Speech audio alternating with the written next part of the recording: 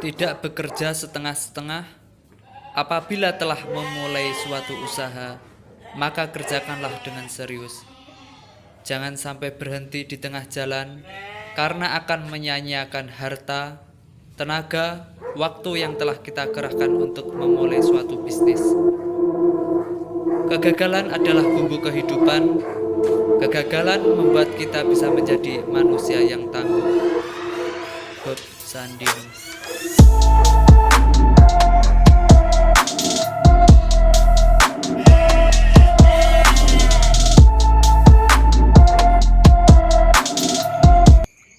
Assalamualaikum warahmatullahi wabarakatuh. Salam sukses untuk peternak kambing senusantara. Jumpa lagi di channel kami. Semoga kita semua senantiasa diberikan kemudahan, kelancaran dalam melakukan suatu hal, khususnya dalam beternak kambing ini.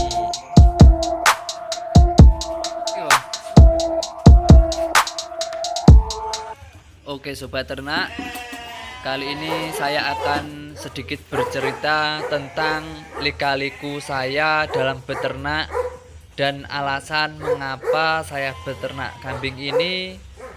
Terus nanti saya akan berbagi sedikit tips pengalaman tata cara beternak agar lebih optimal, agar bisa menjadi suatu usaha jangka panjang dan sukses insya Allah dalam beternak.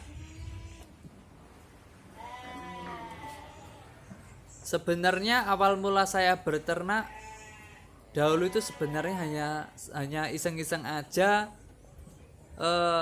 Saya membuat kandang dengan ukuran panjang 8 meter, lebar 1,70 meter, dengan kapasitas isi populasinya sekitaran 10 ekor, dengan betina 8 ekor, jantan 2 ekor. Pada waktu itu saya beli di pasar. Saya pilih indukan-indukan yang bagus, yang super, yang produktif. Memang rencana awal mula saya ternak adalah breeding. Kemudian pada bulan keempat, sebagian betina melahirkan, ada yang 2, ada yang 1.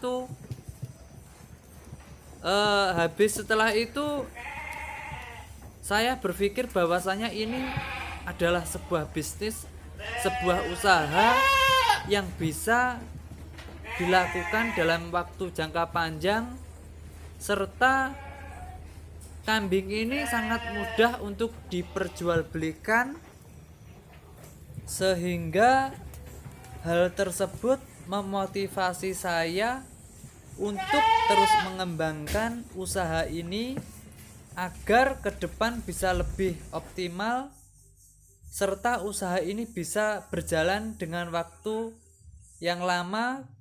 Karena selain dari kambingnya tersebut sangat mudah untuk diperjualbelikan, dari limbahnya pun bisa dimanfaatkan secara optimal. Apabila kita olah, bisa menjadi kompos. Apalagi untuk musim ini adalah musim bunga, banyak para pecinta bunga membutuhkan dari limbah kambing tersebut.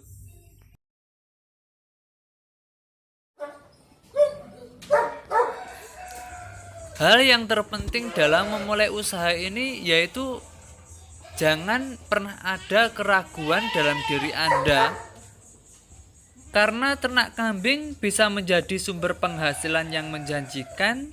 Jika Anda serius menggarapnya, bisnis ini bisa membantu mengumpulkan pundi-pundi uang. Karena dengan permintaan pasar yang sangat tinggi, Anda bisa tetap bertahan, dengan catatan jika mempertahankan kualitas produk Anda. Juga tentunya harus mengelola keuangan pribadi dan bisnis agar usaha dan kerja keras Anda dalam membangun ternak kambing ini tidak berakhir dengan sia-sia. Karena tentunya dalam usaha pasti ada problem-problem atau masalah-masalah. Dan menurut saya pribadi yang saya jalani selama ini, kadang sebuah teori tidak sesuai dengan apa yang ada di lapangan.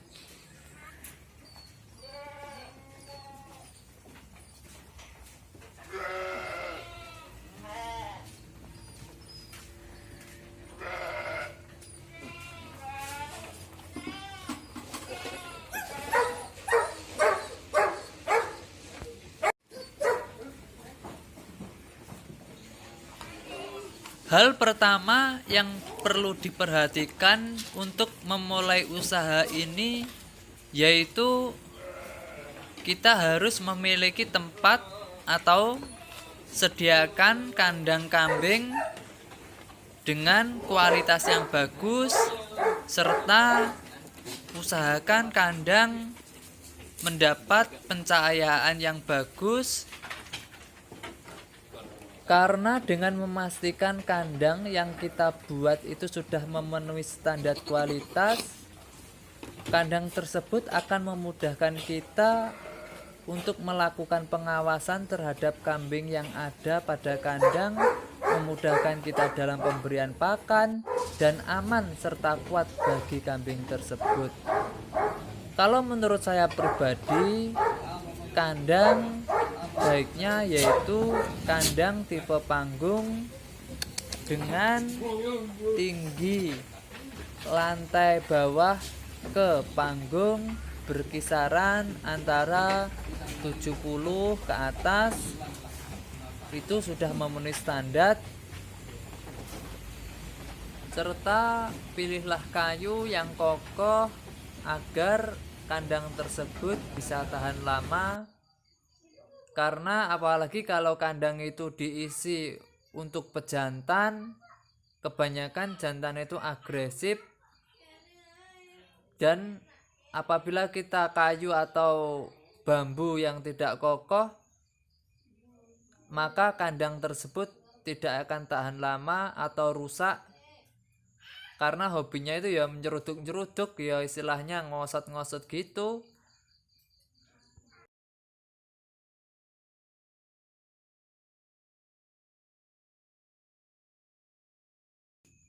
Kemudian untuk selanjutnya yaitu pemilihan bibit kambing. Untuk pembibitan, pilihlah bibit yang bagus. Anda bisa memilih bibit kambing kacang atau kambing Jawa dengan ciri-ciri badannya kecil dan relatif pendek, telinganya juga pendek dan tegak. Baik jantan maupun betinanya memiliki sepasang tanduk, lehernya yang pendek dan punggungnya itu meninggi.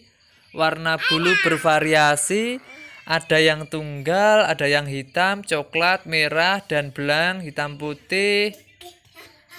Kambing ini perawatannya menurut saya mudah dan lebih tahan terhadap penyakit dan memiliki presentasi perkembangbiakan yang bagus.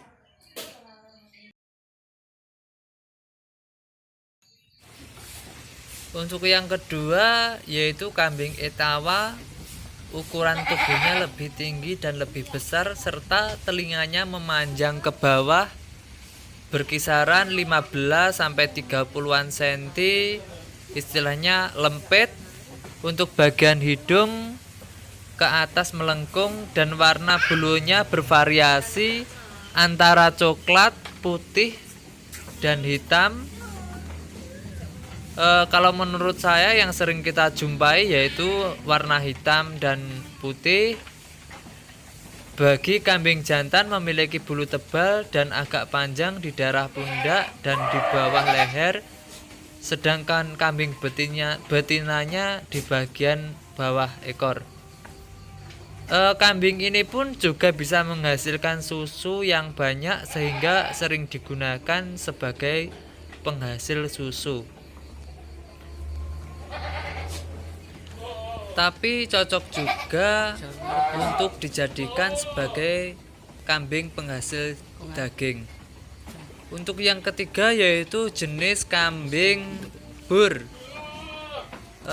Kambing bur ini memiliki ciri-ciri badan relatif pendek, kemudian gemuk, model-modelannya itu kayak seperti babi kalau menurut saya. Jadi bagian belakang itu gemuk, kemudian ekornya pendek, telinganya juga pendek. Ini kalau menurut saya cocok untuk dijadikan penghasil daging. Jenis-jenis bibit kambing sebenarnya masih banyak.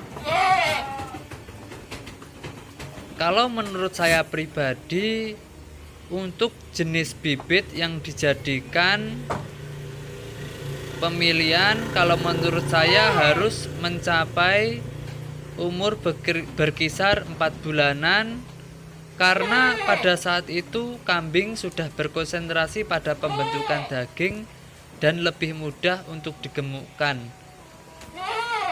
Pilihlah yang bulunya mengkilap, matanya bening, tidak cacat, kakinya lurus, kokoh, dan tumitnya terlihat tinggi,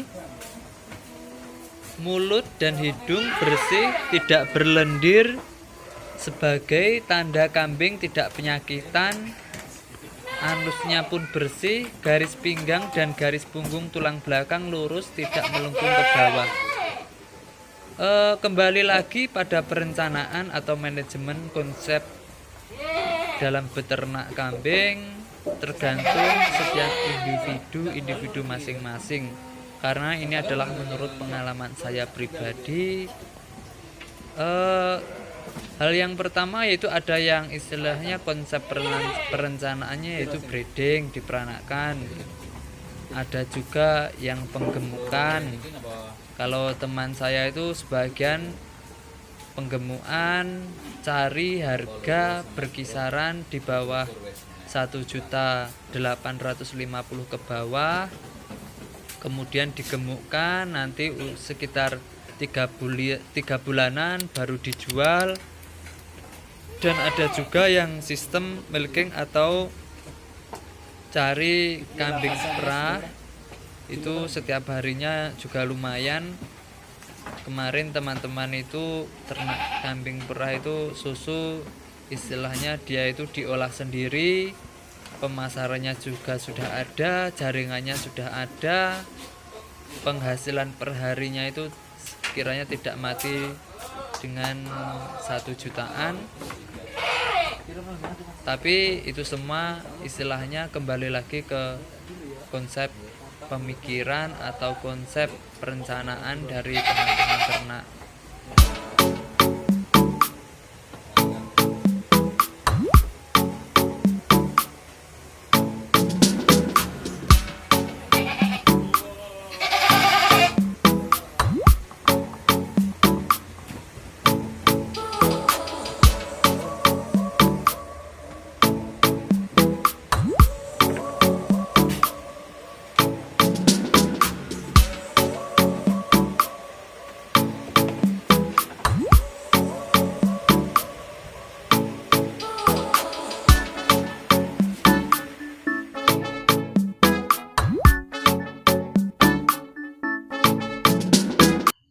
Setelah kandang dan bibit, kemudian yang ketiga hal yang perlu diperhatikan yaitu masalah manajemen pakan.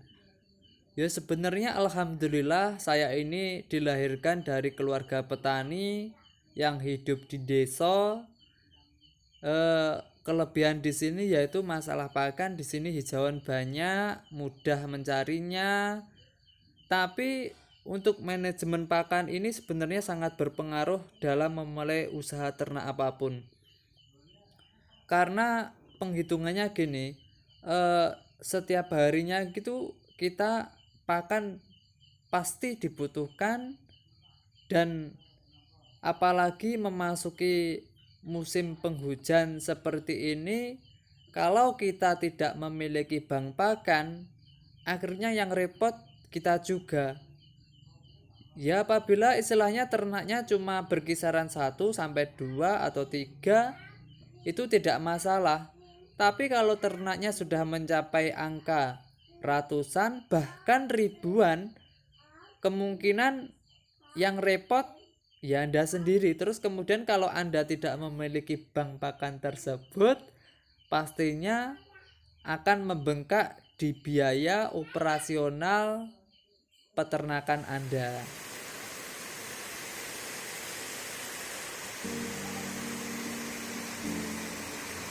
Terus terang untuk masalah bank pakan atau manajemen pakan, saya menyediakan lahan khusus yang saya tanamin odot, dan sebagian itu saya sewa. Kemudian saya tanamin jagung, usia berkisaran 2 bulanan saya panen, kemudian saya olah sendiri, saya silase, dan sebagian ada juga yang saya fermentasi, saya masukkan ke tabung khusus, kemudian saya simpan. Jadi insya Allah untuk masalah pakan saya tidak bingung. Tapi kembali lagi ke manajemen teman-teman sendiri, konsepnya bagaimana untuk pakan. Ada yang konsepnya pakan kering, itu ngaduk sendiri, nyampur sendiri, memanfaatkan limbah. Sebenarnya semuanya sama, yang penting yaitu manajemen penghitungannya pakan tersebut kira itu berbanding lurus atau seimbang dengan pengeluarannya berapa, nanti hasil jualnya berapa. Yang penting Anda tidak rugi lah. Dan yang perlu diperhatikan, ini bukan masalah istilahnya cuma kesenangan, cuma hobi, tidak. Kita itu istilahnya usaha atau investasi jangka panjang. Jadi sekecil apapun itu harus diperhatikan, harus dicatat. Karena gini sobat ternak, sebagian orang itu memandang seseorang itu ketika orang itu sudah sukses tanpa menilai atau memperhatikan bagaimana orang tersebut bisa menjadi sukses, itu prosesnya bagaimana, lika-likunya bagaimana, terus dia itu mencapai kesuksesan itu tahapnya berapa tahun atau berapa bulan atau berapa hari. Jadi kadang itu seseorang itu pengennya serba instan. Karena pada umumnya kebanyakan orang-orang yang saya amati itu kebanyakan itu hanya ikut-ikutan saja tanpa belajar terlebih dahulu bagaimana manajemennya nantinya ke depan. Terus akhirnya tanpa belajar tersebut orang itu pokok istilahnya bisa cari rumput, pokok punya kandang. Jadi ya akhirnya kadang berhenti di tengah jalan, akhirnya sia-sia juga. Jadi kita sudah rugi tenaga, terus rugi dari materi. Itulah akibat dari seseorang yang tidak mau belajar dan tidak memiliki perencanaan konsep dalam memulai suatu usaha dan bisnis. Bahkan dalam Islam pun telah mengajarkan kita semua yang melalui hadis yang berbunyi, man aroda dunya fa'alaihi bil ilmi wa man arodal akhirah fa'alaihi bil ilmi wa man arodahuma fa'alaihi bil ilmi. Barang siapa yang menginginkan dunia, maka hendaklah berilmu. Barang siapa yang menginginkan akhirat, maka hendaklah dengan ilmu. Barang siapa yang menginginkan keduanya, maka hendaklah dengan ilmu. Maksud dari perkataan saya ini adalah pentingnya sebuah ilmu untuk melakukan suatu amalan, baik itu amalan dunia maupun amalan akhirat. Misal dalam perkara dunia ini, yaitu ketika seseorang terjun dalam dunia peternakan, maka harus sedikitnya kita atau bahkan sebanyak-banyak kita menimba ilmu tentang peternakan kambing tersebut, bahkan dari mulai kesehatannya, dari segi makanannya yang dibutuhkan perharinya itu berapa, terus ciri-ciri kambing yang bagus itu bagaimana, terus ketika kambing itu hamil berapa bulan, ketika kambing itu sakit penanganannya bagaimana, dan lain sebagainya. Itulah pentingnya dari kita semua belajar tentang hal yang kita tekuni dan kita guleti dalam memulai suatu usaha ternak ini.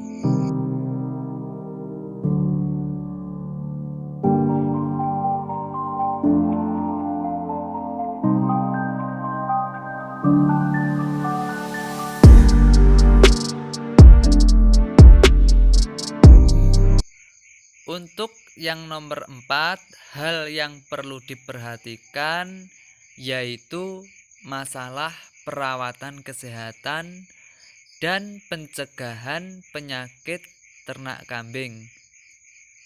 Karena dalam hal ini pun peternak kambing tradisional maupun modern tentunya menginginkan ternaknya senantiasa sehat dan bebas dari segala macam penyakit.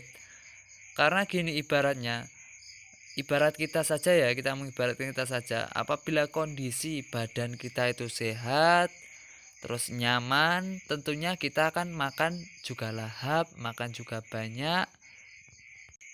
Itulah perlunya kita menjaga kesehatan. Karena penyakit ternak itu apabila kita biarkan, maka akan bisa menyebabkan kematian pada ternak tersebut. Berikut beberapa tips atau yang kita lakukan untuk menjaga ternak kita agar selalu sehat dari serangan penyakit.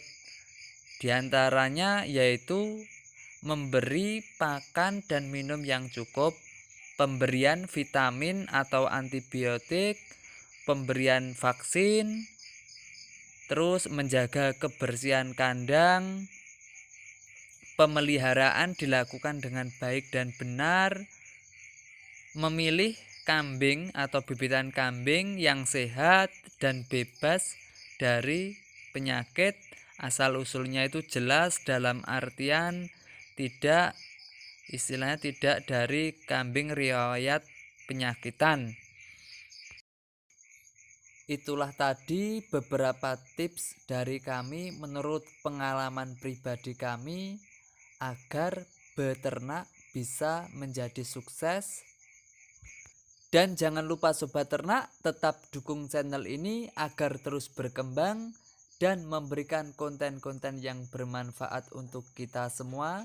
Jangan lupa subscribe, like, komen, and share kepada sahabat-sahabat ternak senusantara. Ittakhidhi ghonaman fa inna fiha barokah. Peliharalah kambing karena kambing itu penuh berkah. Wassalamualaikum warahmatullahi wabarakatuh.